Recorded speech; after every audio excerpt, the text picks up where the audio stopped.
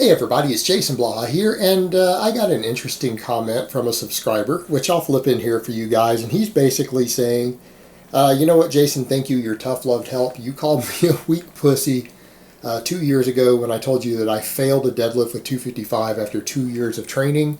You told me I should be stronger than that. It's pretty much unacceptable, but now I've now deadlifted 475 and I can do 3 sets of 5 with 315 on the squat. So, you know, your tough love helped me turn my training around.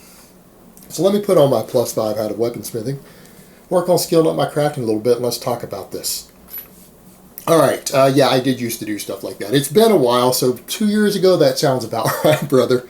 That sounds about right. Yeah, I used to give guys a hard time for having been training for certain numbers of years and still being really, really weak, because I consider that to be unacceptable.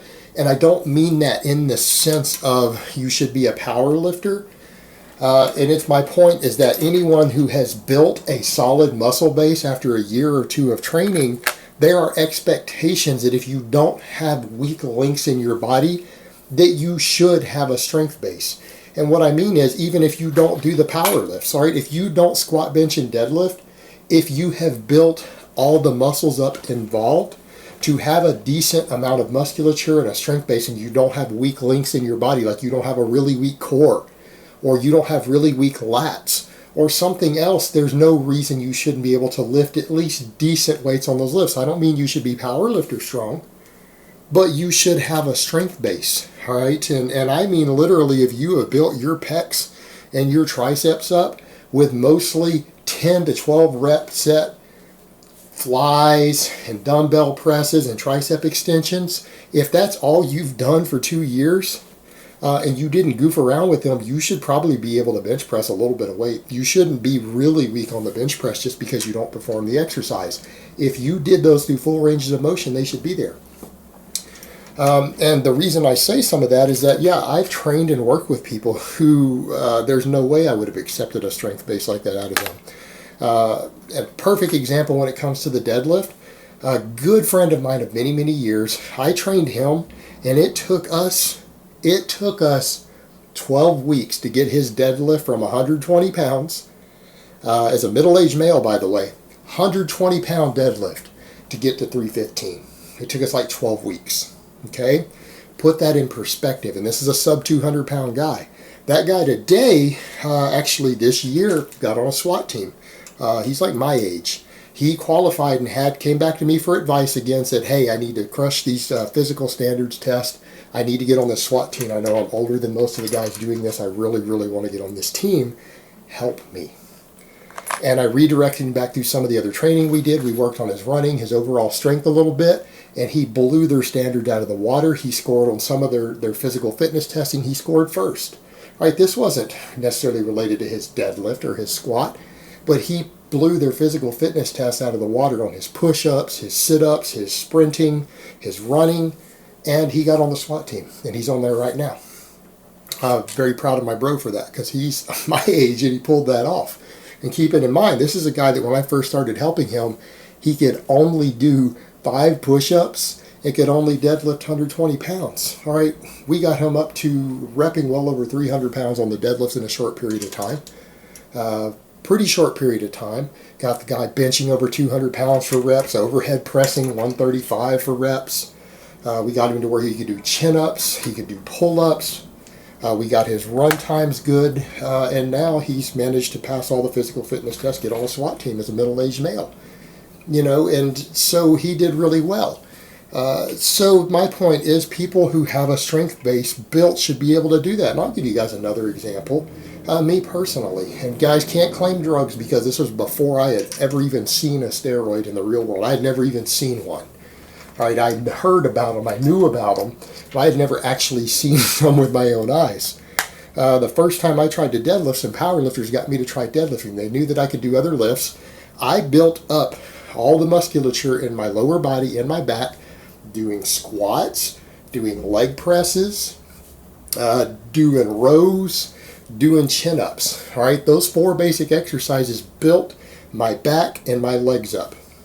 I had been training maybe a year and a half, less than 2 years, And the powerlifter's like, hey, let's see what you can deadlift, because you've got pretty good sized hamstrings, you got a big back. Why don't you come deadlift with us? I pulled 455 my first day deadlifting without ever having done the exercise. And that's the point I'm making. A lot of these exercises, yeah, they require you to learn the technique. Yes, you have to train heavy on a specific exercise to be amazing at it, to be competitive at it. But if you have a strength base, even if you have done nothing but bodybuilding style training, you know what? The concept of a weak bodybuilder is only because they don't try to lift heavy. If you have gone through and built every muscle up in your body, and you don't have any weak links anywhere between from your neck down to your ankles, if everything from your calves to your traps and everything between is well developed, you're not going to be weak. It's not possible. But if you've been goofing off and you're completely lacking building your body up, yeah, you're going to be weak. And there's the same thing you're going to find with the bench press. The same thing, just like with the deadlift. Like with the deadlift, as long as your hamstrings aren't weak or your back isn't weak or underdeveloped, you should be able to deadlift decently. Doesn't mean I'm not telling guys should be able to come in and deadlift over 400 pounds the first time they deadlift. But if you've been doing enough leg presses and leg curls and lat pull downs and rows and all that other stuff, right? Even bodybuilder stuff, you should be able to come and deadlift a decent weight. If you've been doing all that stuff a couple years, you shouldn't be sitting at noob deadlifts. You shouldn't be deadlifting 250 pounds. It's unbelievable that a healthy male who's built his body up can't do more than that. It's just unbelievable. You clearly have been slacking off. You haven't been training correctly. And that's the point with a lot. Bench press is the same way. If you have built up your shoulders and triceps and through any method, even overhead pressing, you should actually be decent at the bench press if you've never performed the exercise. The only time people are going to be really weak at the bench press is people who haven't done any full range of motion training for something in their chest or shoulders. But if you're really strong on the overhead press, like they've taken Olympic lifters, there have been plenty of cases of Olympic lifters who come into the gym who don't bench press. Maybe they don't come from countries where bench press is that important. It's not part of their Olympic lifting program. There have been Olympic lifters who've come in and bench pressed over 400 pounds after being taught the basic technique on the exercise without ever having done it, because they've done so much heavy overhead work. Their upper chest, their delts, their whole shoulder girdle, their triceps are built up enough and strong enough that they can bench heavy. There are plenty of cases of this, and I think they say someone like Dmitry Koklov came in and bench press and doesn't practice a bench press, and he's hit like a 500-pound bench press supposedly, and he doesn't train the bench press.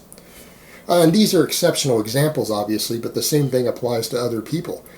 Even if you've never performed a bench press in your life because you don't care about the 3 power lifts, if you've built up a strength base, if you've done overhead pressing, you even done a little bit of incline dumbbell work, maybe some dips, and you do full range of motion on all those, you come all the way down on the exercises, you dip pretty deep, full range of motion, and you're strong through those planes, which are different from the bench press, but you've built the joint angle specificity to be able to have strength low down because you've actually used full range of motion on those lifts. You've built your chest, you've built your shoulders, you've built your triceps. I bet you if you've done that, there's no reason you can't come in and beat any novice standards out of the water. Meaning I tell guys at the end of my novice program, I expect them to be benching 225 for reps. You know what? I do. And plenty of skinny, underweight guys have started a couple of my different novice programs and reached these standards. They've reached them. And it's not even about training hard, it's just about training smart and actually putting work into all of the muscles in your body so that you don't have any real weaknesses. Because you have to remember, yes, there's a neural efficiency aspect to any exercise. There's a motor unit learning. Practicing an exercise will make you better at that exercise. But if you have trained every muscle in your body to work through at least most of its range of motion, and you've developed size, and you've developed all the muscles in your body, you should be able to perform any big basic compound exercise and perform decently well. Any exercise, because those muscles are still strong, and if they're still strong through the ranges of motion that you perform that exercise through, you should still be decent at it. Doesn't mean you're going to be really good at it. Doesn't mean you're going to be as good as if you had practiced the exercise, but it should be pretty good. And perfect example, of what I just broke down, I had never deadlifted, but I had built a solid base through my whole posterior chain in my back with other exercises. Some of it was even machine work, leg presses, lat pull downs. All right. I had built a base through all of those muscles, and the first time I tried to deadlift, I pulled 455. I had never done a deadlift, but I knew these other exercises, and that built my deadlift. And I've talked about that before, periods of time where I took a long time off the deadlift and came back and had beat my previous deadlift numbers from a year before with only a few workouts under my belt again, deadlifting again, because I used various rows and squats and glute ham raises to build all the muscles up in the deadlift. All right, if you have built your body, you shouldn't be weak. And when I say you shouldn't be weak on any basic exercise. It doesn't matter if it's the barbell bench press or the incline dumbbell press. All right, it doesn't matter. We don't have to go powerlifting. We can go over to exercises that even bodybuilders might prefer. All right, the incline dumbbell press. Well, if you're strong and you've been doing big powerlifting movements, you shouldn't be weak at that exercise either. Even though you don't perform it, you've built the muscles, you've built the range of motion, you should be able to perform the exercise decently heavily, as long as those muscles aren't weak. And if you're weak at an exercise, it's because your body is weak. You have glaring weaknesses somewhere in your body that you could have fixed. They could have been built up with an isolation movement. You didn't have to lift heavy. You didn't have to use a big compound. Had whatever weakness that's stopping you from being able to deadlift, if you've been deadlifting or you've been training a year or 2 years, and you failed a 255 deadlift like this guy did, you have a really weak muscle group somewhere in your body that is so weak that you're weaker than most noobs should be at the end of their first year, because you've neglected something.